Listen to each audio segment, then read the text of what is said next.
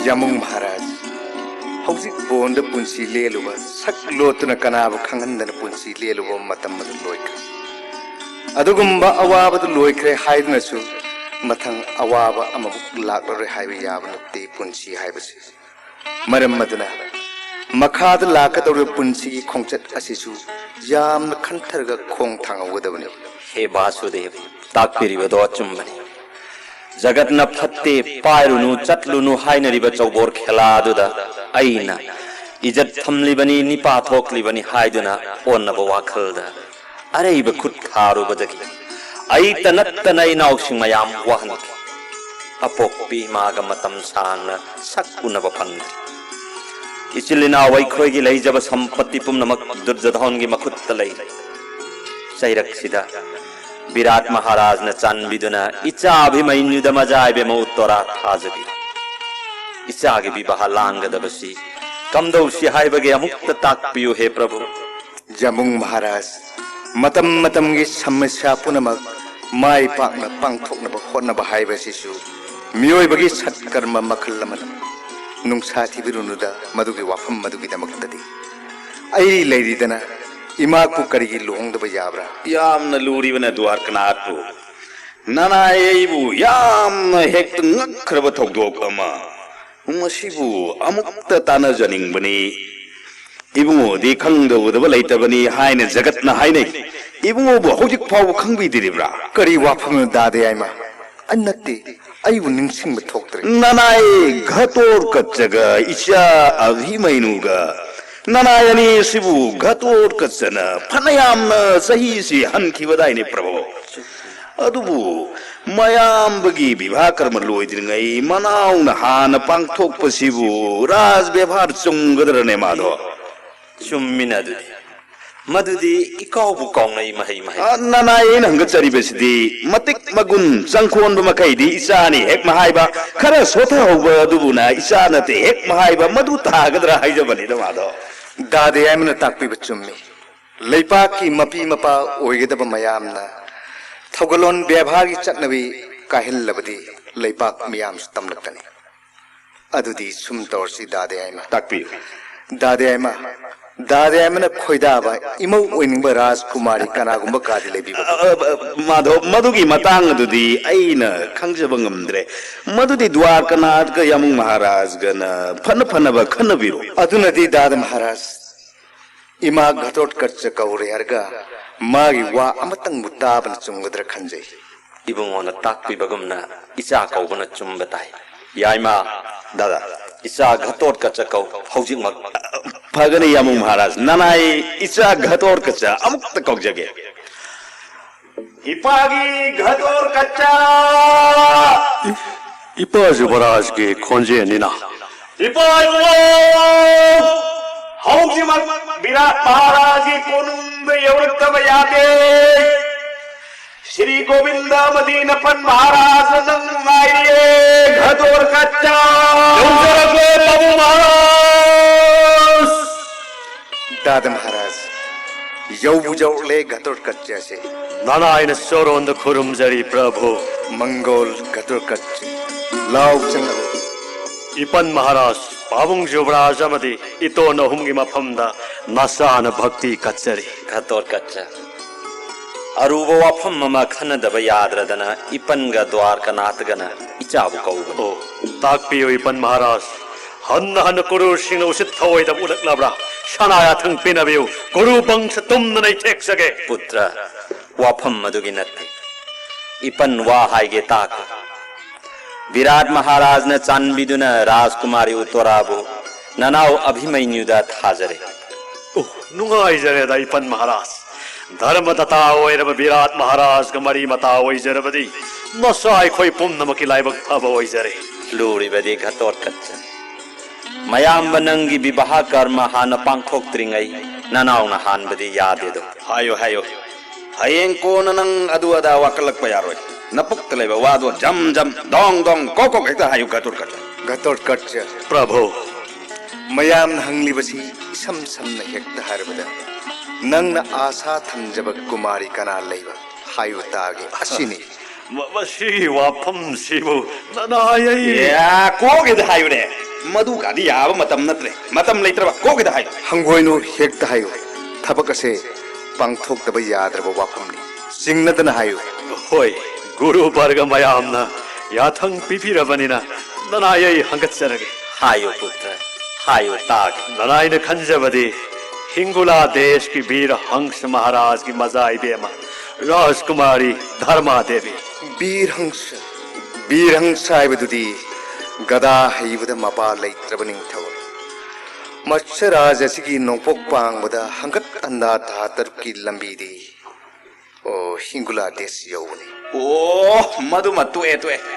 खनर रुबगी four लेत्रे हौजी की वादबु मिकुप मंगा तरा धनीदा कयाबो कोई गबनो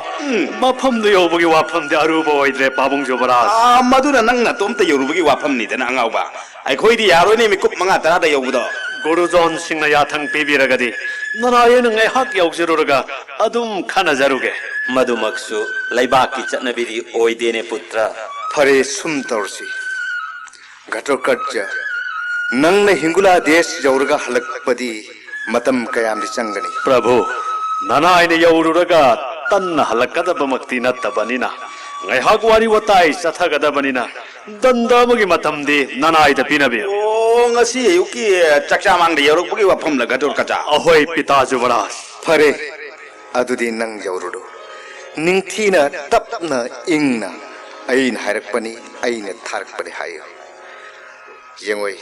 ngasi नंगी नमांगदा कनागुंबा अमत्त लेप ngamdab oikrasno चलो यौरु सोइदने इंगना तपना पांगथोक लरनी नुंगसित माता सिदा फरब बोर अमग पिसन बिरे अदुदी ननाय यौजरुरगे फरे चलो जय कृष्ण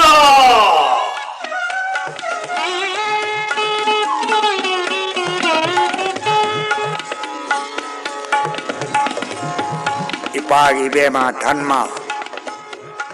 नचाना खुरुमजरी पाबुंग महाराज राव चंगौ इपा वाहायगे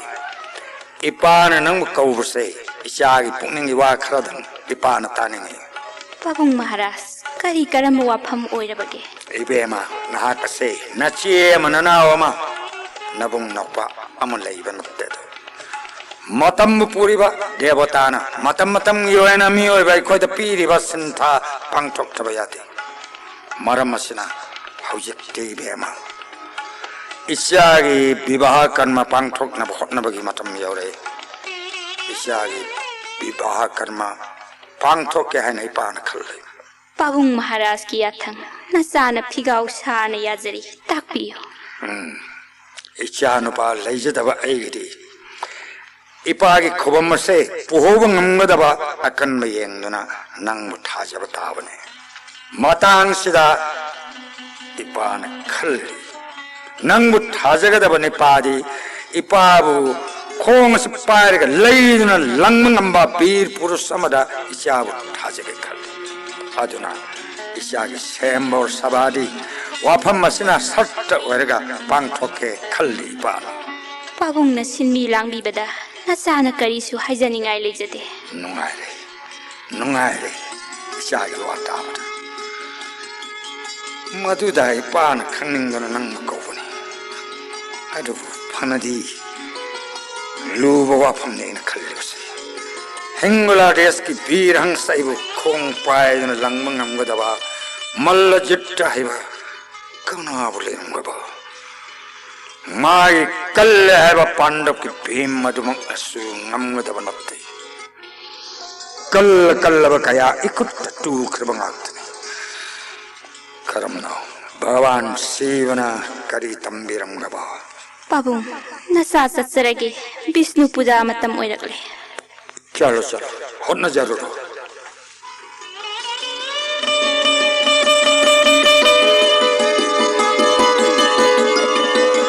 पाबुंग महाराज की अंतकु पांग समग्रा निपासिति हसिगंबा सफम अमुक्त उद्रे फै निपासी ngairaga मागी परिचय अमुक्तदी हंगौरगे राज कैना नत्तबरा इबे मबो मानी महासोय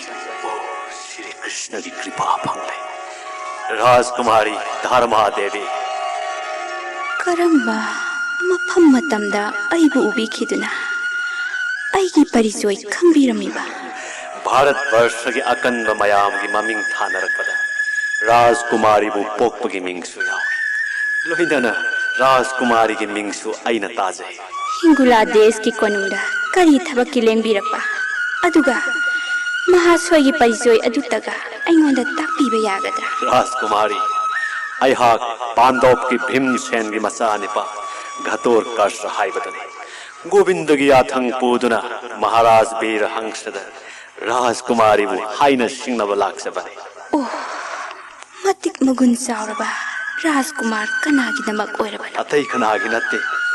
अई इसामकी विष्णु विष्णु महासोय हिंगुला देश की वीरहंसबु करिसु थवैदना खनबीरबा नते नते ngakpiruno waraubiगनु राजकुमारी मफम मसी यौन चटपीनब लैतदना इसा हेक्ता लाक्सबने मखा वारम तपना हाइजगे अदुगा खंगबीगने ओह लूरीबदी महासोय पाबुंग महाराज की थौरांगदी पाबुंग महाराज तो मल युद्ध मतमदा पाबुंग महाराज की खोंग पाइरगा लैदुना लंगबंगबा अकनबादुदा अइबु थाजगनी लेपखबनी वाफमदु महासोयना पांथोकपीबा ngambigedra गोविंद की कृपा लेरबदी मधुदी पंगलुलुबा वाफम नते ताबदा यामना नुंगाइरबा घतोर कर्ष अइना हेक पामजबदु थोकले राजकुमारी कखद लैबिरम अयहाक पाबुंग महाराज की अनिंग थबक पांथोक्तुना महाराज ने हेक पामलिब बोर अदुमक यौरकले खंगलुखिगे जय श्री कृष्ण पुरुष से असम्मति नते श्री कृष्ण कौवा इबुंगो माना सानरक्पा लीलाने लाप नक्पा लैतबा हे द्वाकना ननाई धर्माना कोटि प्रणाम कचरी प्रभु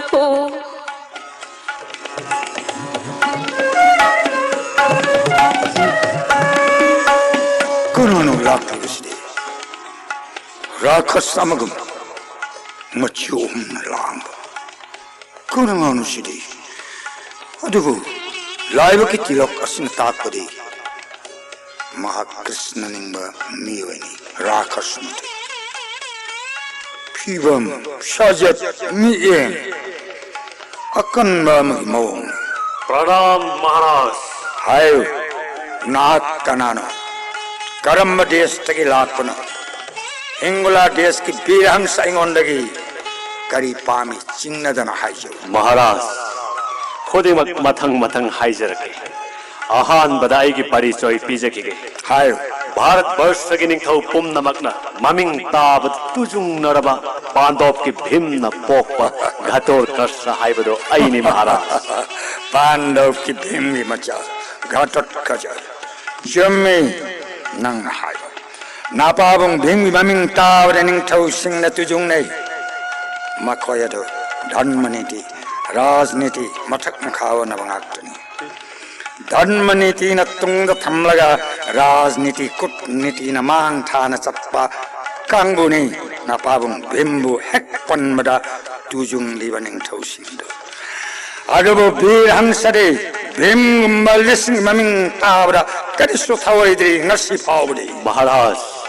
आई की पिता युवराज की शक्ति थेंगन बिरम खिरोय अदुनानी भोग बिरटु हेनखिबा जरा संद सेगाई खिबा आई की पिता युवराज ने वाफम से तो किसी भीमसेन के पुत्र हाय नम लाख की मरम करिनो नसाइबे महाराज कुमारी धर्मादेवी पांडव वंश की सागई की मऊ ओइननबा विवाह कर्म पांगथोकननबा हाइजब लाखपनि महाराज मसिन मनाव सिंह मरक्तगी कनान तो पोकपा राजकुमार की दमक महाराज ननाय ईशामकी थोय दबा राज व्यवहार खंग दबा राक्षसने की मचा मृत्यु हो गया ना इकु महाराज तब थबियो इक्कू महाराज के हाय बसाई अतै अरांबा हक न फाय मांगे ना अतै कनागुमा मोरम लबदे ngасai na nabak ni pagi sakti khungbira dauba इकु महाराज ना ताकपिरबनि ना नया साउजदे अरे मसिदे बेरंसाई दिखमदे नंगे अमर जित तौगने मेकअप के खलाम गमगे यंगने चलो चसी आई क्रिया भूमिरा ए कराले पुंजाव येदुना प्रजामियाम कुमई यंगन को खलो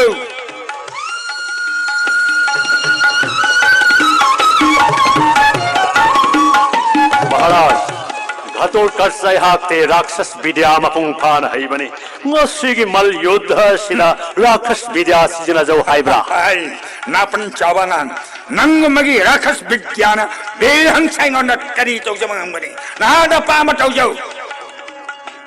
jai shri krishna jai shiva jai shri krishna jai shiva jai shri krishna jai shiva iku maharaj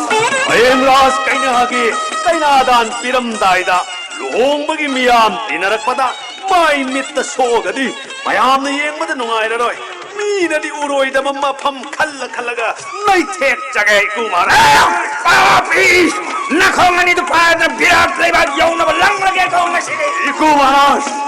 maharaj ki athang iku maharaj na pamba iku maharaj bu khong pairaga lai du langba ngambada rajkumari dharma devi bu kainadan pigani takpi kiba ngasidi namagna pangthok jarage luhong numitta nupi mapan dan pidrabadi mi ataina pibado namagna pamjade thawai mangdanaba ngaihakti gyan mangdanaba langjarage jai krishna iku maharaj iku mga taradang asibagi mataukum lay mai thakta pathabiyo nayani pai hakti rajkumari ki kakhyada chachare jai krishna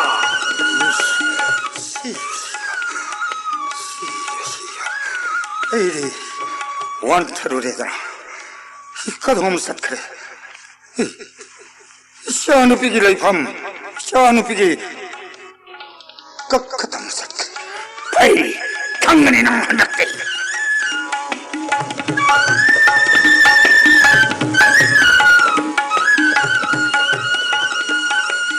Dhatri abadi sakhi pumnamak lakiba bir purusa se ngasi aina magi matik magun chang yenge bir purus oiba madi krishna bhakta oiba sagagi sadachar khangbra khangdabra haibado ai chang yenge nakhoi pumnamak imungda tuminna lairo aina hairak ba bastu thindana poro sangkhro nakhoi pumnamak sangkhro purusa se yausilakle lengsin birau mahasoi arson nasida ngahaktang pothabi ai gilaibat phavani rajkumari jai krishna aina sem sajariba bastu singse kharadang oirabasu phangbiyo rajkumari onthok na khut jang na matam jang na hona bireda jai shri govinda phamniba pham saba thakpagi niyom bir purus amadi krishna bhakta oibagi sab saba gun lai mahasoi haujikti pabung maharaj na takpi khiba wa pham amagi sangyeng aduti loikre mahasoi na mapung pha na mai pakle adumakpu haujik ai isamak na pabung maharaj ta hangatsaduna thabak pangthoknaba khurum jarurage matam ngahaktang kakhasida pothabiramo rajkumari shut pawung maharaj ki are payathang thindana engonda khanganbiyo na pawung maharaj ki yathang phangbaga aiha tanna virat desta chatlaga govinda madi aigi sagai gi lai guru sing kauru ragadabane phani ngahaktang pothabiramo dharma hayo makrai delai karai de hewurami nasagi ras kakhagi pangon leheuri pabu kari hewa dharma kari gi damak nangi kakhagi prangon na gatut kachabula henba nasa kaina oibigi maphamda pabung na sinabikhiba saitagi matung ina lehenjabadi kari madu oidna so dharma nangi naphamda gatut kajagi maramda aina chap chaba ware amatta pi khibalai gai apana ba misak lepkhide haibatani pabung maharaj na sapcha na lepikhiba satta pibikhiba saite adudi nasana ngak na chatham thoi pabung pabung na su pangthok pham thoi dharma devi berang saibu karat kajana khong pai na leira ka lang mang mutaban matik mati jat kimiyoi amar tasiyaude lep nam khang ngasi garat kajagi mapamda kanagama devata amana sakti piraga lakani ꯑꯃꯕꯨ ꯑꯣꯏꯔꯕꯁꯨ ꯃꯗꯨꯗꯤ ꯄꯥꯕꯨꯡ ꯃꯍꯥꯔꯥꯖꯅ ꯈꯟꯕꯤꯌꯨ ꯕꯤꯔ ꯄꯨꯔꯨꯁ ꯑꯃ ꯑꯣꯏꯅ ꯇꯥꯛꯄꯤꯈꯤꯕ ꯁꯩꯇ꯭ꯌ ꯑꯗꯨꯗꯤ ꯉꯥꯛꯄꯤꯌꯨ ꯄꯥꯕꯨꯡ Maro hana oidanasu ngasigi gadat kajagi raz beva raina sukya yade chalo dharma haujimak nangi kakkadagi mabu tan thakko maduk tanatana mak haujimak ai konung thajak chathayo nasabu ngakpigani pabung maharaj bir purus amana popiba ras kainya ama oina nasagi saita bir purus ta pijakre dai dharma chalo nasado yenenge nasa chatsarage adubu dharma devi na bir gatot gatsabu amuk thadok chararoi chatsarage pabung maharaj dharma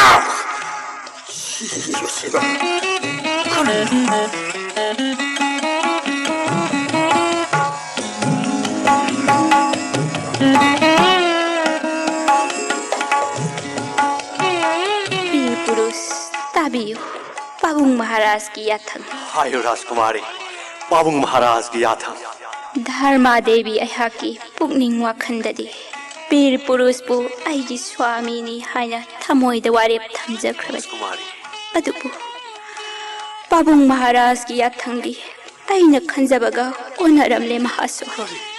अदुदि हायो राजकुमारी नंग न थमोइद लेप लेब फिरे बदो तसेंग नम खोंग लरोइ जा आइदि अरेपने हौजिक्ति बीर पुरुष अमा ओइबगी मथौ पांगथोकपिरो अइना हौजिक नंगबो विराट कोनुंग यौनब पुदुन चटपद थिंगबिनब हिंगुला देशत पोक्ते धर्मा अदुबु गोविंदगी याथंगदी हाइना सिंगनब हाइब खक्त ओइबना नंग नथंतबु पुदुन चटपद याद्रे मरमशिना राजकुमारी हिंगुला देश के कोनुंग ओइब सिंगम मसे पोक्तुना विराट यौन पुरगा गोविंदद कल्लुरगे जय Shri Krishna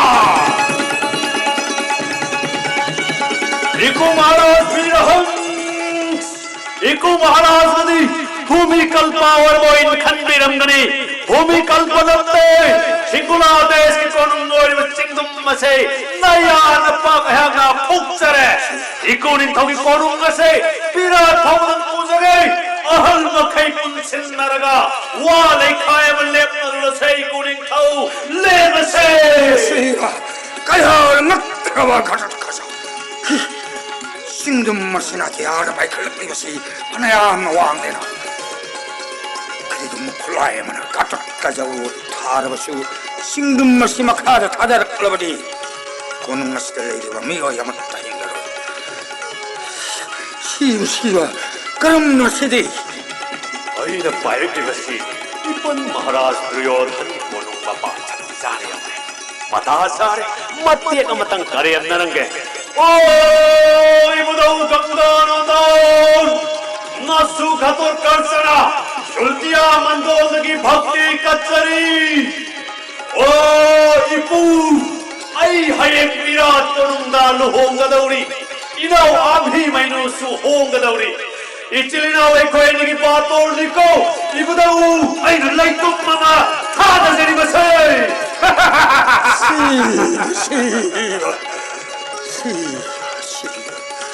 kaya mo songsadi thada kriba jingma jet asina ras ka kama ba sapsan tar klabadi kumai thar kaya mo songsadi धर्मा देवी येंगो ओ इकुनिंग थौ विराट यौरे विराट तंगजे मुंग अहाम बसिदा चिंगुम मसे थमजरगे इकुनिंग थौ ओथा बिरमो बाबुंग जुवराज मदी इपन महाराज श्री गोविंद सिंह गुरु बरगद हंगत चरुके नमा खातो करचना siwa usap tawai da ba pai kangani da masidi hingula des ke birang saigun kangan gai करी करम बो पद्रोप होइगबा चिंगदुम ममा पाइरक्लगा विराट कोनुंगी कांगजै बुंगदा खिंदुन लैरि मोंगसि याइमा नंग मुक्त येंगुगेरा ngaibikho dad maharaj karisu thodok hendok po ubadrop ki mawang oiroida प्रणाम Vasudev kamdore ghato kachya Ai. hai utage नंगी सबु घतोर कच्चा ओंथोंग थून हलैदा हां हराव हराव यारकदना थून हलक प्रौ राज कन्या धर्म देवी मसागी दे सत्य पीरे मसान याजरे अदुद वीर हंस महाराज गदी ꯆꯀ꯭ꯔꯤ ꯈꯔꯗꯪ ꯂꯩꯅꯔꯦ ꯀꯔꯤ ꯆꯀ꯭ꯔꯤ ꯂꯩꯅꯔꯕ ꯍꯥꯏꯌꯨ ꯍꯥꯏꯌꯨ ꯇꯥꯁꯤ ꯕꯤꯔ ꯍꯪꯁ ꯃꯍꯥꯔꯥꯖꯒꯤ ꯋꯥꯔꯦꯞ ꯃꯍꯥꯛꯄꯨ ꯃꯈꯣꯡ ꯑꯅꯤ ꯄꯥꯏꯁꯤꯟꯂꯒ ꯂꯩꯗꯨꯅ ꯂꯪꯕ ꯉꯝꯕ ꯄꯨꯔꯨꯁ ꯑꯗꯨꯗ ꯃꯆꯥꯅꯨꯄꯤꯕꯨ ꯀꯩꯅꯥꯗꯥꯟ ꯀꯠꯀꯅꯤ ꯍꯥꯏꯕꯁꯤꯅꯤ ꯏꯄꯟ ꯃꯍꯥꯔꯥꯖ नत्ते नंबु अदु भाव ngамdabra ha pangdaba महाराज बीर हंसना पामलिबा अदुमक नसाना पांगथोक्सरमले पाबुंग जबल o adu ngaidari chasidi wa loire madho wa loire ꯀꯔꯝꯅꯣꯅꯦ ꯋꯥꯔꯤꯁꯤꯕꯣ Krishna Krishna ꯅꯠꯇꯦ ꯑꯗꯨꯒꯤ ꯃꯈꯥꯗ ꯀꯔꯤ ꯍꯥꯏꯔꯛꯄꯒꯦ ꯅꯪꯕꯣ वादो लैखाई इता तानद्रबदुदा गुरु वर्ग मयामना लेपनबीबना फरद्रा खंजदुना हिंगुला देश के कोनुंगी शिमना ओइरिबा सिंगदुमबदो नसाना फुक्तुना पुजरकले कोनुंगी कांगजेबुंग थमजरमले इपन महाराज o adu ngaidari chasidi singyao napom umang wamang da karida kai sawum dona panglei leiba manabu harau harau yajara karida angang thare haiduna sausinari bo oiridi ꯐꯔꯦ ꯑꯗꯨꯗꯤ ꯗꯥꯗ ꯃꯍꯥꯔꯥꯖ ꯗꯥꯗ ꯌꯥꯏꯃꯒ ꯑꯩꯈꯣꯏ ꯑꯍꯨꯝ ꯑꯃꯨꯛꯇꯪ ꯆꯠꯂꯒ ꯕꯤꯔ ꯍꯪꯁ ꯎꯅꯔꯨꯕꯅ ꯆꯨꯝꯕꯗꯥꯏ ꯐꯅꯤꯕ ꯃꯥꯊꯣ ꯅꯅꯥꯏ ꯕꯤꯔꯥꯠ ꯅꯤꯡꯊꯧꯗꯨꯗꯪꯒ ꯌꯥꯎꯕꯅ ꯐꯖꯕ ꯍꯦꯟꯒꯗ꯭ꯔꯥ ꯆꯨꯝꯃꯤ ꯗꯥꯗ ꯃꯍꯥꯔꯥꯖꯅ ꯇꯥꯛꯄꯤꯕ ꯑꯗꯨꯗꯤ ꯕꯤꯔꯥ ꯅꯤꯡꯊꯧꯒꯤ ꯑꯟꯇꯄꯨꯔꯗ ꯂꯦꯡꯁꯤꯟꯅꯕ ꯇꯧꯔꯁꯤ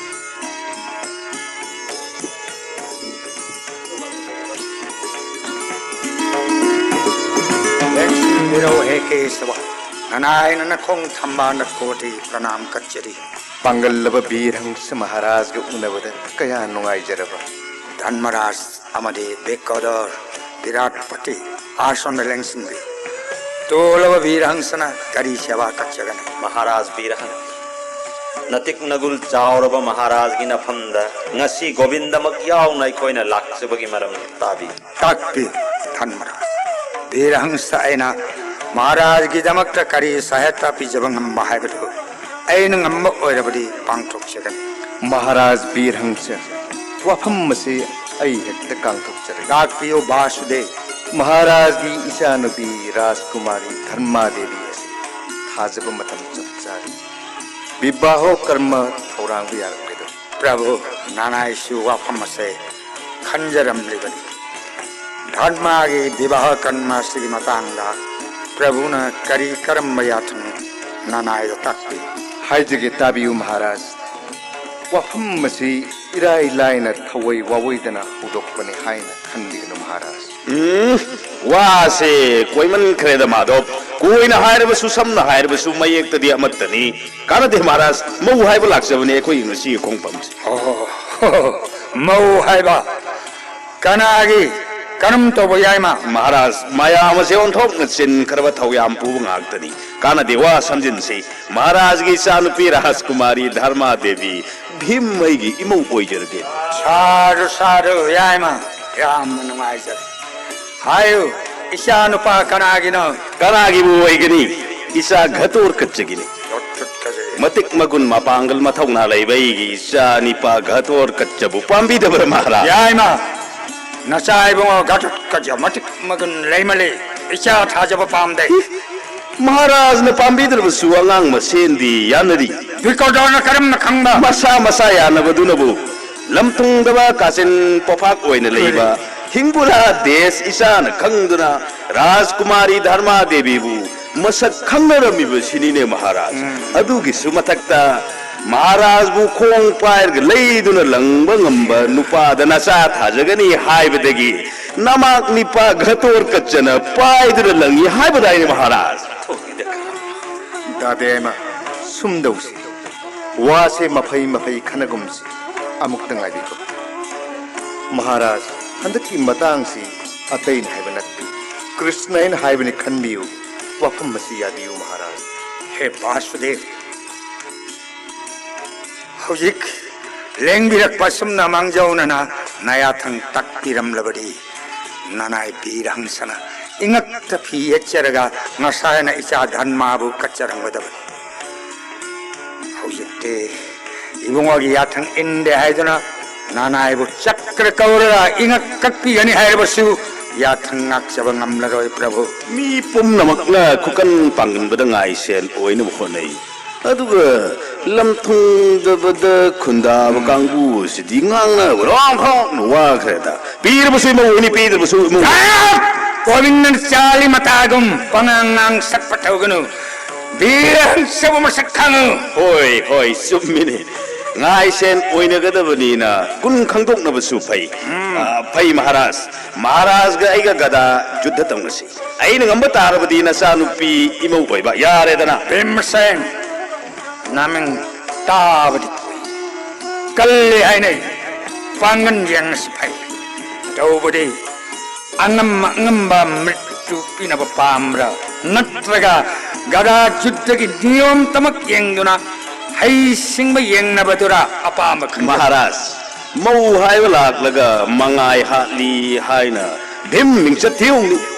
adugi sumathakta luhongbu numita imogi mamittagi mapi tarakani ai yeningde mirtu di pinagumsi maharaj Sadhu Nungaire Madumuk Hecto Seaima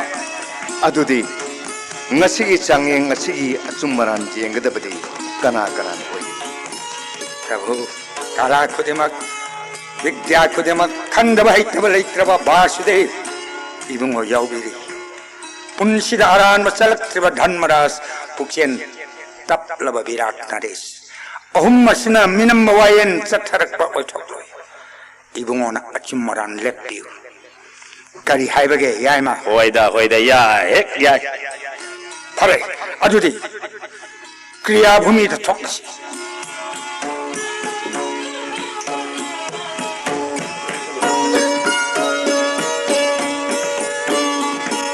Vasudev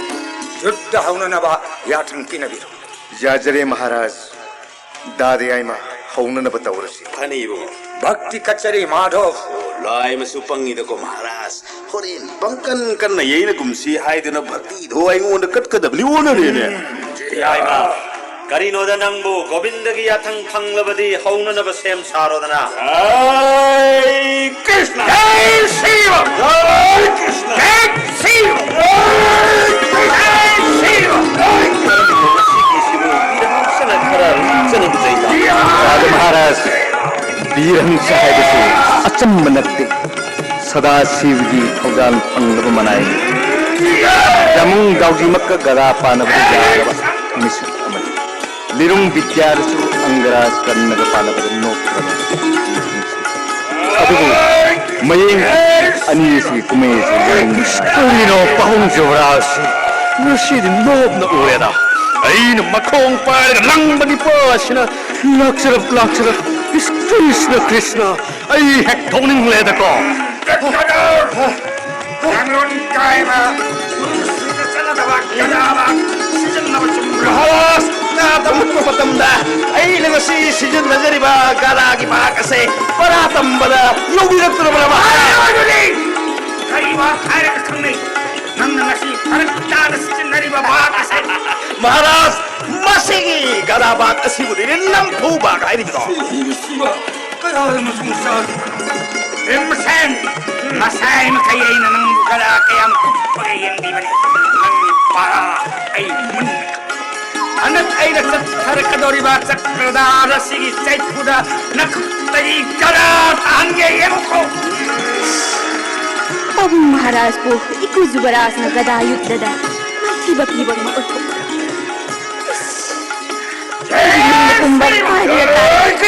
Hari, Pabong Maharaj na puja katulad kami ba Shiva Sakti o gada se. Ikaw wada pilag. Krishna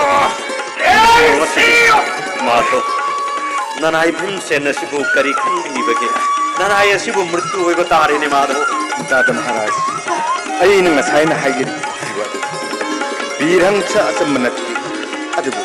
घाटंग की मकोयनी की जुद्दसी येंगे Ikaw zubaras! Yudha lete ko! Shiva Ay napay ba gada silap na karigong bagada amat na Pabong Maharaj po apaman pe bayaran oy. Namong nagada silang jarat ke ipuy bungo gada se opino. bimse nai gi mo sengbi iku da gara du lamo na babung maharaj hai iku da fra lo rage Ipati bema dhanma ngai ko Ipa gada yudha se lep lage Yai ma Aiko, Yuddha say leprosy. Hoi Maharaj, nungdi nuai tera. Usop sabda puk tan hek cha hau da badong nuai khidera. Ipagi Dharma. Isagi puning na adum na lep krabadi. Isagi ning mada ipana yetlaroi. Ngasiri ipana nangbu gatot kajagi maphamda kainaran tak. Lao Dharma. Govindagi charonda sanagat thaujaro. Bai bunga Maharaj, ngasigi gyan asi han mangjau na leibiram labadi ngasai na luhong ba yaram madaw ba? Yaima, aing hak saurure adunani. Lao, hoyakti yaima. Govindagi charonda sangjarasi.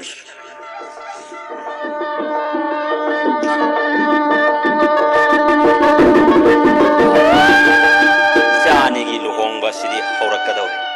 Brahmon Vaishnov Satguru kaya chona tinkre dan gi polam di karisu sem sadre Virat ning thogi mamangda ikai banang batare da komado Dada Maharaj Chingnabirunu Aina Mangoina na Pumnamak Sakha Orjun Gim Pumda Sinakra Hojikti Ning Thogi Pumpum the Lengchin Biro Aishu Ai Pumpum the Changjara khangdre mado pumnamak seibung hoge thaujal ngakta Thong ngang libalan ni punamak tao. Bim se negi yathang ni khango. Mayam sangat pamatamda Brahman Vaishnov sing han sangal kadawuni. Mathangda nupi angang sing tap na thajilo. Aduga nupa mapangal kan makai dia angang bahan sang batana halu. Madura karigu baso panyaw rubani. Mudu dandi bigan hayo. Mamano mayam nam tektura han sang pangamamisag do bim maingon maming pikalaw mana pigani. Dada Karino Asum the Diliba Mayam the Pati Katlaga Mayam Arshivat Niga the Watobuna Mapam is the lay doribati. yaima karino ne nanao Arjun hairi basiba Dada Maharaj, come to a Kanasani, Yaw Bratama. nungai khidre da ko yaima ngai ko dangi sanalupa mayam ibe masu badrana purakpatu amatta leiramdre ne Brahman Vaishnov Satguru Mayamda Aina Dan Kachakharva Mayam Yambung Maharaj. Karai the Gilay the Gil. nanao Arjun kachana basarukti khaklamdrama Actually now Giwina, pull up the Kachakravani. Brahman Vaishnov Lai Guru Punamak. Makala Jedre Hiramak the Maka Mukdan Gariba Kambu Kanakana Wayam now. Kit loaning Malava High within Hebirat Vaishnov Mayamasijo. Dada Yari Tuminale Dada Maharaj Ai Silagi Ling O Dalgi Matam Henki Gadaway. Chhatrapati Sri Krishnagi. Jai! Dharmaraj Yudhishthirgi. Jai! Ingula Naresh Bir Hansagi. Jai! Maharajgi. Jai! Pandab Bhimsengi. Jai!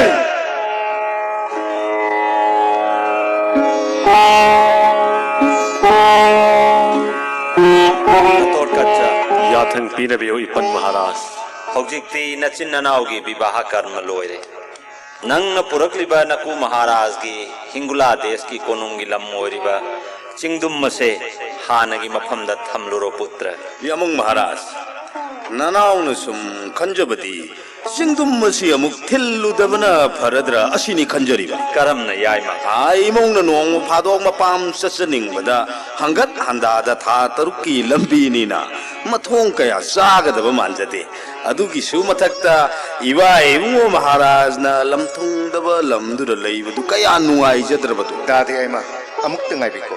afaba wabu hairabu su fatta wabu hairabu su bim maina hairabu di ya yanade Maharaj Bir Hansha Prabhu, Takisi. Hojikti Punamak Asi Samandi Haibadu Oire. Ai Yamna Nungai Jare Maharaj. Nayathang Tajavada, Nanayanam Kai Laitana Penjare Prabhu.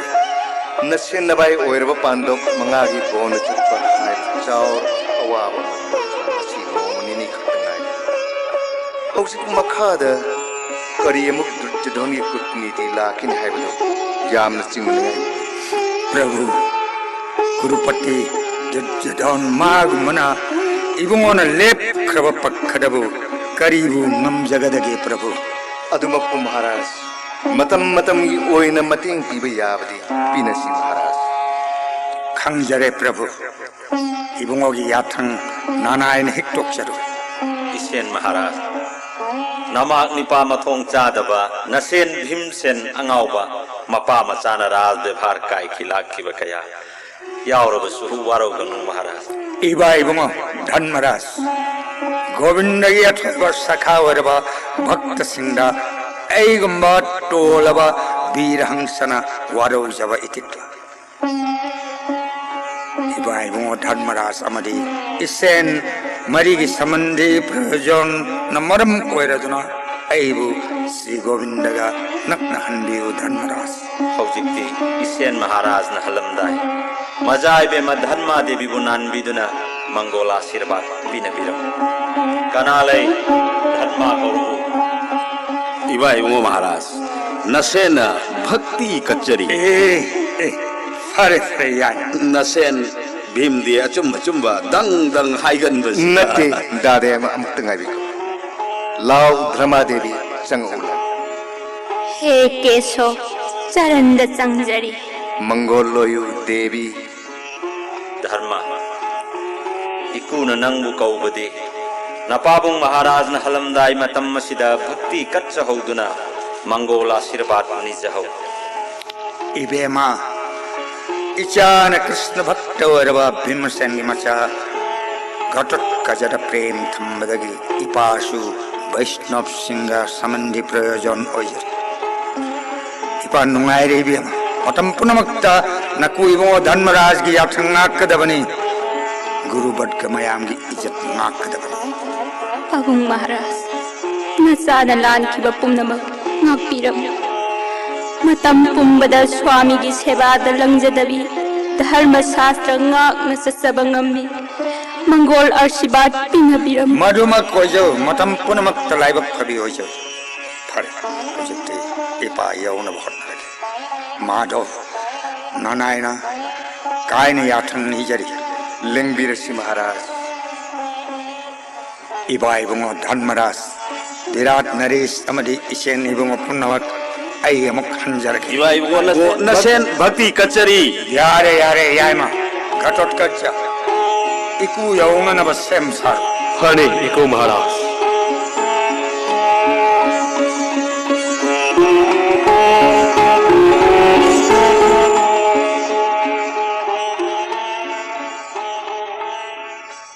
madhav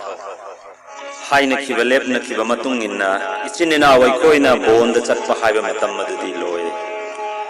pitamaha acharjana chingba mayam da su bhakti katchak haujik makhada kari karam chatha Aina Kalambasu Yamu Maharaj Maru Oiba Samatcha Haibado Adutan Dada Maharaj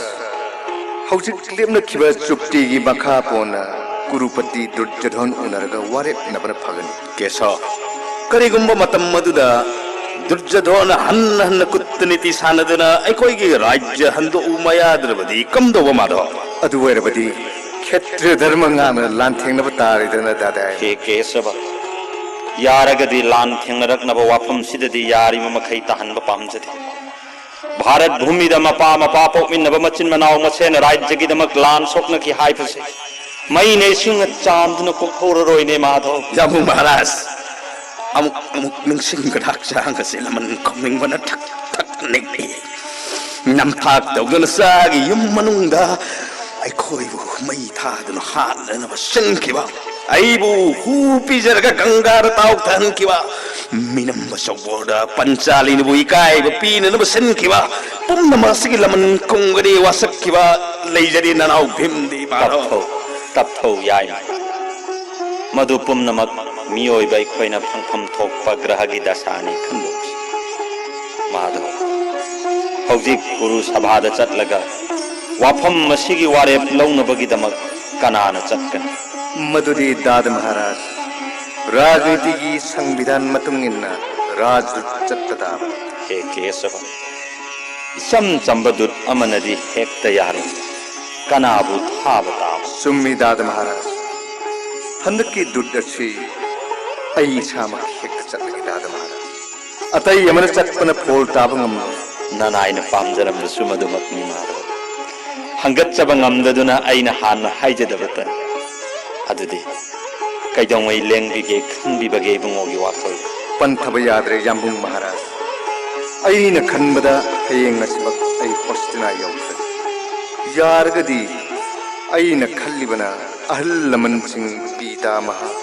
ꯈꯨꯔꯥꯇꯣꯟ ꯕꯤꯗꯨꯅꯆꯤꯡꯕ ꯍꯥꯟꯅ ꯎꯅꯔꯤ ꯑꯁꯤꯅꯤ ꯑꯩꯅ ꯈꯜꯂꯤꯕ Madhav होसना यौरु मतमदा ननायन हाइजनिंग वाफम अमतंग लेजै यारबदी Madhav इचलिनाउ मंगाबु पोक्पी मपांगन सोलवी Imangi मनाक्ता अमुक्तदी लेंसन बिरमुको हे Madhav Imangi बोला नचा मंगाना मतुना मतेक्तन विराट लेबाक्त लेहौरी हाइना खर तंबियुको अवाब खांगबीबगी खांगबीबा मतम खरदंग क खांगबीरंको हाइना खर तंबियुको माधव नचा मंगान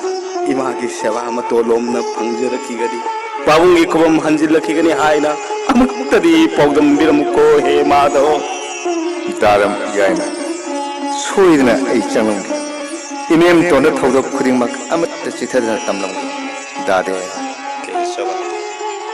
इमागी दमक खंजबद थमोय से कायगद खरदंग थुना इमागी चोरन खुरमजनी हयेंग मक्सी सोइदना पुरु सभा योगी